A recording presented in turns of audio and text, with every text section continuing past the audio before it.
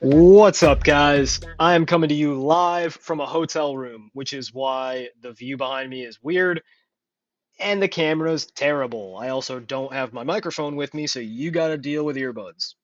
I'm sorry. That said, I just had to break down Shedeur Sanders' preseason debut because people are talking about it a lot. I think that there's something to encourage you that you were right, no matter what your opinion of Shedeur was. And what I mean by that is, he had a couple of now famous flashes, right? Those two touchdown passes were really nice. And if you love Shedeur, you can grab onto those and say, I knew it. He's a stud. He should start for the Browns tomorrow. He rules. And I think you'd be overreacting, but there's something for you to hold on to. On the other side, if you think Shedeur sucks, there was plenty of bad tape.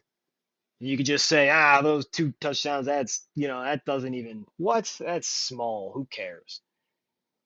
And you have something to hold on to.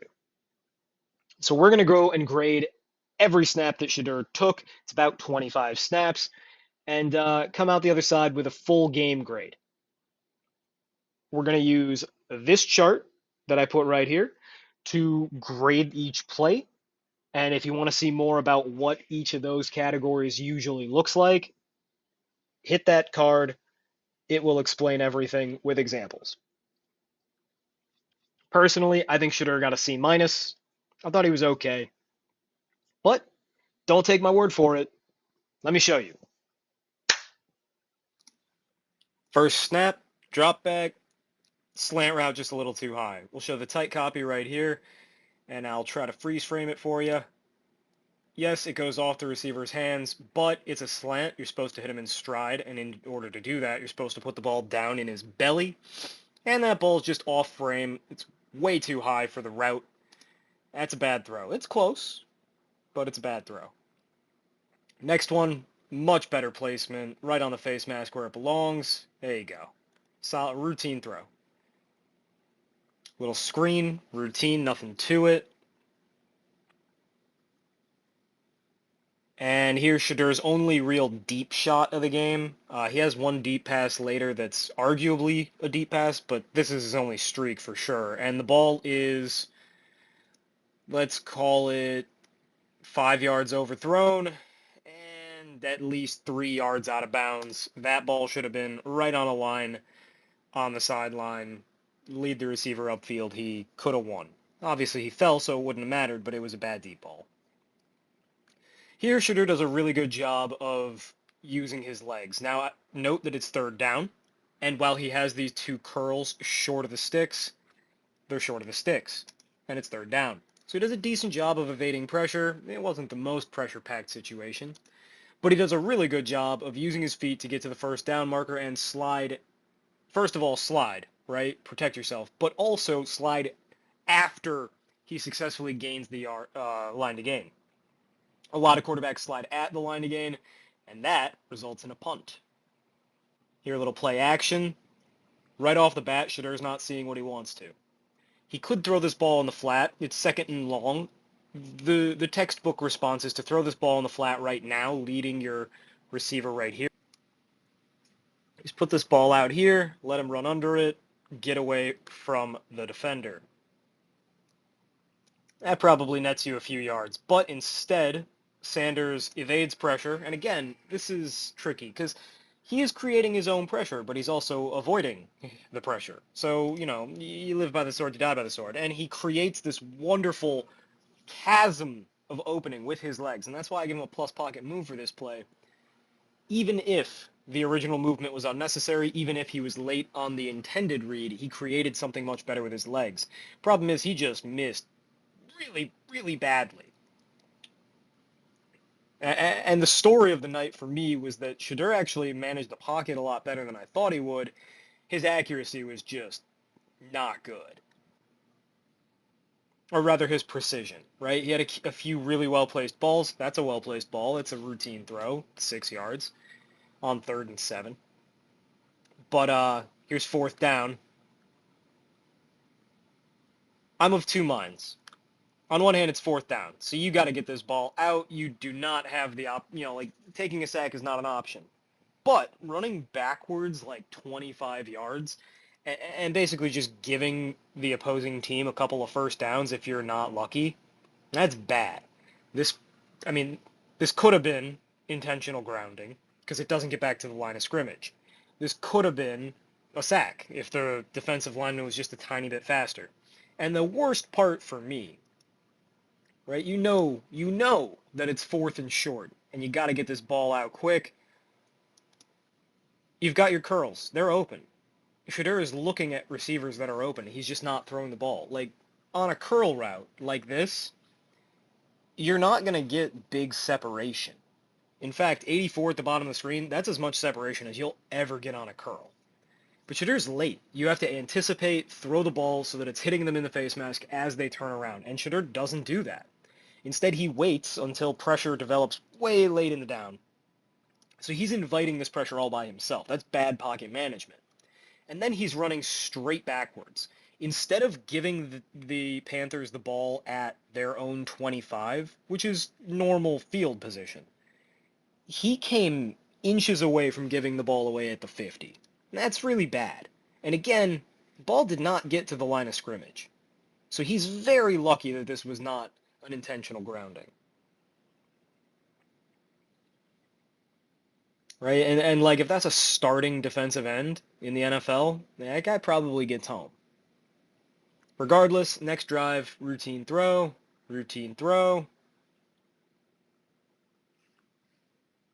bad throw. Now, on the broadcast, Steve Smith, who, God, he's awful. He just doesn't know what he's talking about. I know he played in the league, but he did it because he was athletic and determined, not because he was a smart guy. And he also just mixes in weird, like, racism all the time. Like, he talked about people's genetics like 7 times. Sidney Sweeney and American Eagle got nothing on this dude. Anyhow, they suggested that maybe Shedeur threw this ball away on purpose. But if you look at how wide the hell open 87 is right there, if Shedeur threw the ball away on purpose, that was really, really dumb. And the idea is that this linebacker is driving, but even if he drives, your tight end is still going to have first dibs on that ball, and he might get hit, sure. But A, Shedeur shouldn't have known that when he let the ball go, and B, it doesn't explain why from a relatively clean pocket you're throwing the ball away when you could just throw the swing at the bottom of the screen or you could just throw it at the tight end and put the ball low to protect him. I think that's cope. I think this is a really, really bad throw. Let's watch the tight copy. It certainly doesn't look like Shedeur is trying to throw the ball away. It's not getting tipped. It's just a really bad throw. So some wild inaccuracy in this game, but this is the play everybody is talking about. I graded this throw as great. And I mean, line of scrimmage about the 10-yard line, rolls to his left, resets his feet, and throws the ball to the middle of the end zone. So 10-yard line to goal line, plus 5, 15, because he's about halfway through the end zone. About a 15-yard pass in a very tight window. Let's watch that again. Right? No real pressure, so I don't know. Maybe you give him a plus pocket move for booting left, but I don't think that's proper. Fairly tight window. Puts the ball in a perfect place to make it a really easy catch. That's a great throw. 15 yards is typically a solid throw, but when it scores you a touchdown and when it's that perfectly placed, I have no problem upgrading it to great. So kudos to Shedeur, and this first throw on the next drive's routine. This one's bad. I mean, this tiny guy, he's like 5'8", this white kid, uh, wearing a running back's number for some reason. He made some snags. I mean, he gave me Wes Welker vibes. Look at this pirouette. Take him to the ballet. Wah! Nice. Using every centimeter of those 29-inch arms. That's a bad throw. All completions aren't created equal. That's not getting caught most of the time. Here, I struggle with this one. The cornerback falls down, and so it's just wide open, and we can see here, like, it couldn't be more open. There's nobody in the vicinity.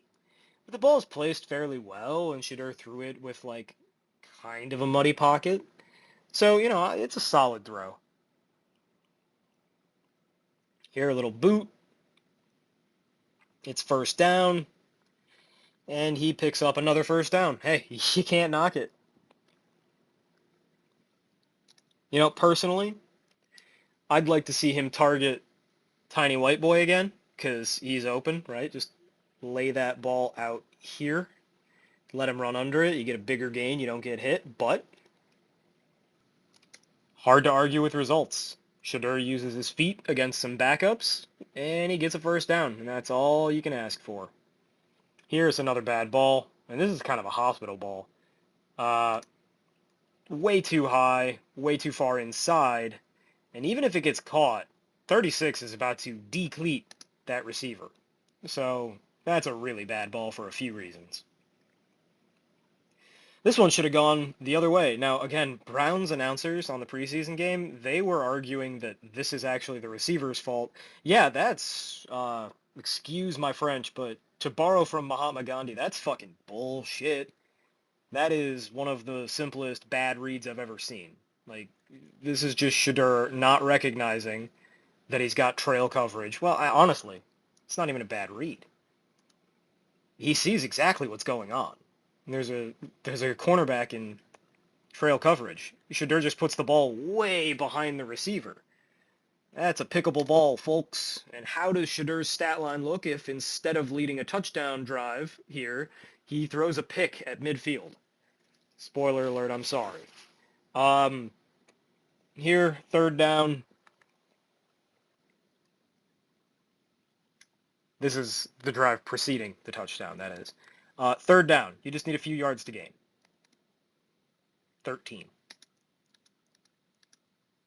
84 is open, but it's a curl. There are two defenders in the middle of you and that curl. I mean, unless you have Josh Allen arm strength, that's a pick.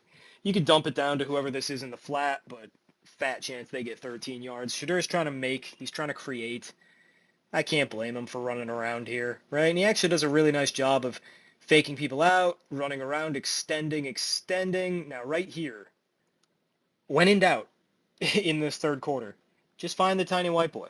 Tiny white boy is open, right? He's about to go up field and just be clean. But Shedeur doesn't see him, or maybe he doesn't think that he can throw the ball from his own 25 to the opposite 30 or 25. That's fair. Shedeur doesn't have arm talent like that. But instead he runs out of bounds for a loss of like 2. I call it a negative run. You could call it a neutral run. It's tough to split the hair. That's a routine throw. It's tough to split the hair. He missed a big opportunity, but he did a really good job to create the opportunity. So it's 2 plus pocket movements and either a neutral run or a bad run. Now this one, again, find Tiny White Boy. That's a pretty nice pocket. He's got plenty of time. Now Scarton does a nice job, 11, of pushing the pocket in and kind of forcing Shedeur out. Shedeur didn't have to leave, right? And he has options. And there's quite a hole there to exploit. Instead, Shedeur rolls out of the pocket. He kind of loses himself, kind of forgets where he is and what's going on in the play. And that's fine. You can get away with that against backups. Against starters, I don't think so. But when in doubt, he finds Tiny White Boy. As you can see, Tiny White Boy is doing that thing where he just gets the hell open. And Shedeur anticipates really well. The ball's already out. Good job. Now, this throw gets tricky because, as you can see here, it's a beautiful one-handed catch away from the body and away from his momentum, in fact.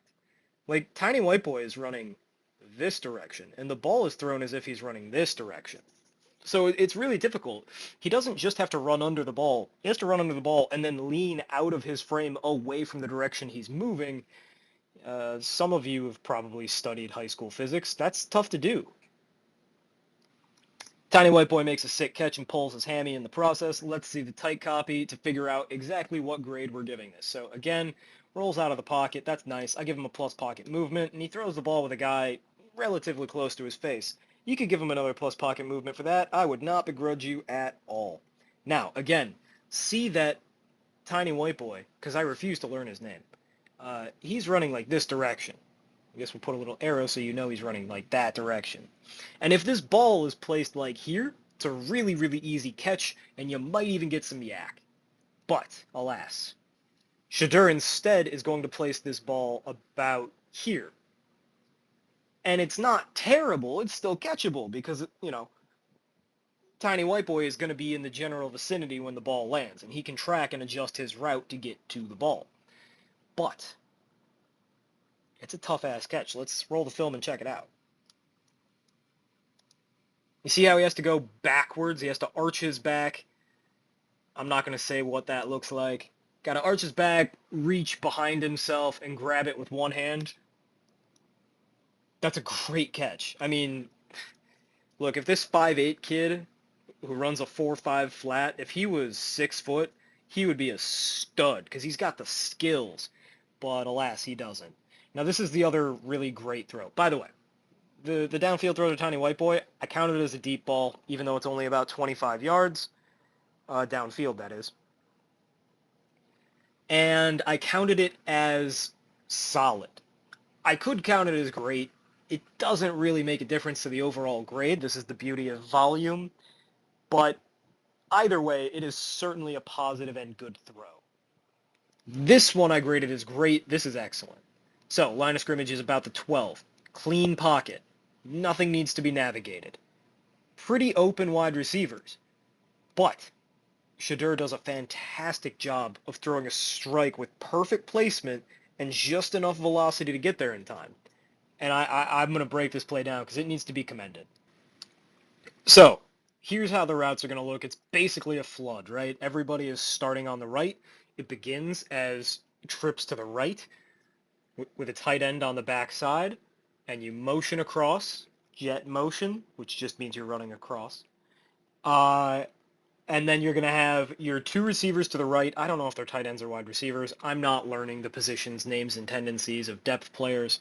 But they're both basically just going to run digs. And then on the backside, you're going to have your tight end and this jet motion man both run quick outs. Now, in motioning this man across, you can see the defense doesn't really move. They just kind of shift. That means they're almost certainly playing zone. And that's a big tell because flood beats zone every time. Just based on the shell that we're looking at with the two high safeties, middle of field open, and the 4-2-5 alignment, I would guess we're probably going to get some kind of vanilla cover 4 look, such as this, which means A, you're not getting blitzed, B, you're going to have this mesh area right here to target your flood perfectly, because these defenders are going to carry.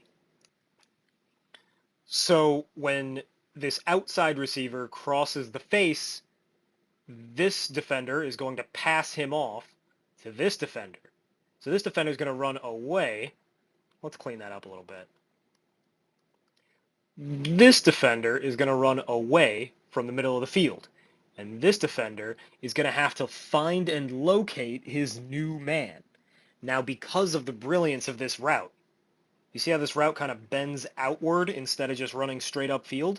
That's going to tell this guy, oh, my buddy over here is probably going to be the one to pick up this receiver because it looks like he's running towards that corner or something like that. That's going to just give this guy a little second of hesitation. And when he hesitates, that's when you hit him. Additionally, sometimes this linebacker could be a hole dropper and he could fit in there. But he can't in this particular case because of your speed outs, right? This guy is going to be covering this speed out. This guy's going to get pulled over on this speed out, which means that this man has to stay put in the middle of the field because otherwise you'd have a gigantic box here of just wide open. And that's when you slip your running back out on a Texas and he scores a touchdown. So let's clean it way the hell up. This is all just my pre-snap read. I don't know what the defense is going to be just yet, but I'm assuming it'll be cover 4. And if it's cover 2, the principles are very, very much the same in this area of the field. It's just that this safety has to get, both of these safeties have to get wider, and then these corners will be playing shallower underneath. That's the only difference. So we might not even be able to tell if it's cover two or cover four once we run the play. But with that being said, let's run the play. All right, so I think I'm right and it's cover four, but again, it's hard to tell. Either way, we know for a fact we've got a match situation here, we've got a match situation here, and we've probably got a pass off, right? This guy's probably thinking when this guy runs over here that he'll get a linebacker dropping to help. This guy's probably thinking when this receiver runs over here, he'll get a pass off to his other safety. And that's exactly the problem. 27, the guy who's trying to make the tackle after the touchdown's already caught, he thinks that his safety buddy is going to help him in the middle, and the other safety is thinking, I got to run with 31, which is small ass white boy, to the corner because nobody else is going to be over there. It creates a huge dilemma. This is why flood works. You're just sending more receivers to the area than there are defenders, and the defender basically has to pick, and if he's picking, he's always wrong. And then Shedeur, who makes a pretty simple read to his first read, right? This is the guy the ball was intended to go to. It went to him exactly how it was intended to, where it was intended to, etc. There was no disguise on the play. Everything went exactly according to plan. But it's a tough throw. Again, 15 yards downfield in the end zone. Really well thrown. It's on the verge of being solid and great, but since I graded the deep ball as solid and it could have been great, we'll grade this one as great. Touchdown Browns. See the placement here? Couldn't have been much better.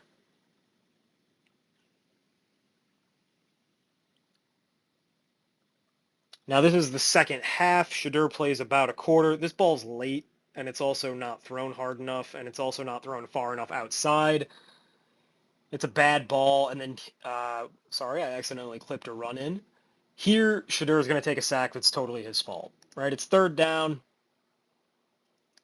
You've got a triangle up at the top of the screen. You got a one-on-one man at the bottom. Now, I understand why Shedeur's not looking at the one-on-one man, because it's the play is designed to go to the top of the screen, but you do have a receiver one-on-one. If ever there's a time to throw the ball up, it's when you have a small lead and you got a receiver one-on-one. But Shedeur's not looking that way. He's looking to his right. And still, on this side of the field, you've got to play, right? Throw this ball right behind this defender's butt, put it low, let your receiver slide into it and protect himself. First down. Instead, Shedeur doesn't like it. Shedeur doesn't see it. He's also way too late on this curl at the sticks. So he tries to run and he eats a sack. Could have been avoided by throwing the ball on time to either of the players at the top of the screen whom he was looking at already. So, negative sack on Shedeur. Here, Shedeur does a decent job of extending the play, although you'll notice he didn't have to. If he just floats this ball into the flat towards the bottom of the screen to the running back, that's an easy 10 yards from the catch, right? So you're going to be at like the 8-yard line, second and short, or third and short. Instead, Shedeur wants to step up and be an athlete, and he needs to learn that in the NFL, he's not. He rolls out to his right, and he just doesn't have the arm to make the throw. That's pretty bad, pretty sad. And it's one of a few really gross misses he has in this game that aren't just like really inaccurate, but they also squander otherwise great opportunities. All right, hit a little curl. That's routine. Nobody cares. Here you got a play action boot. That's a routine screen essentially. Who cares? This is a tough one because it's so wide open. It's a coverage bust, right?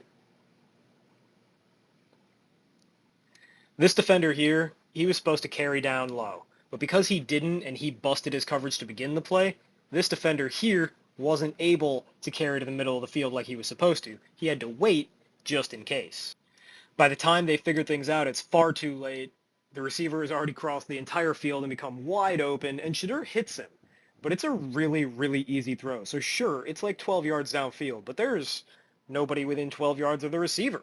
And it ball wasn't particularly well placed, and it wasn't difficult, so I'm going to grade it routine. I think basically any quarterback in the NFL can and does make that throw. Here we've got a little swing pass. It's really poorly placed, right? If this ball is ahead, if this ball is like here, you might score a touchdown because you've got a one-on-one block right here and a nice little sealed corridor to the end zone. But the ball's really poorly placed. It is way too high and way too far behind. So the running back has to like jump and pirouette to get the ball, and by the time he recollects his feet, the block has been beaten. So Shedeur cost his team a touchdown on this play. Now they're going to get it on the very next play on the ground. I don't quite want to grade it as bad because I just feel that that would be really harsh, but it certainly isn't good. So on the day, in total, Shedeur had no elite throws, but he did have two great throws, and they were both touchdowns. He also had a couple of solid throws and his fair share of routine ones. But he also had a lot of really ugly misses. His accuracy percentage on aimed passes, so not counting throwaways, was only 60%. And that's not good, especially when you're running a very vanilla short pass offense. Frankly, I think that if you take away those two touchdown passes, there's a lot of reason to kind of feel vindicated that Shedeur is not a good quarterback. I didn't think that this was a good game, but I also didn't think it was a disaster because he did show flashes. He managed the pocket better than I thought he would, and he had a couple of really nice throws, great ones. So I give him a C minus. He threw an interception, it just wasn't caught.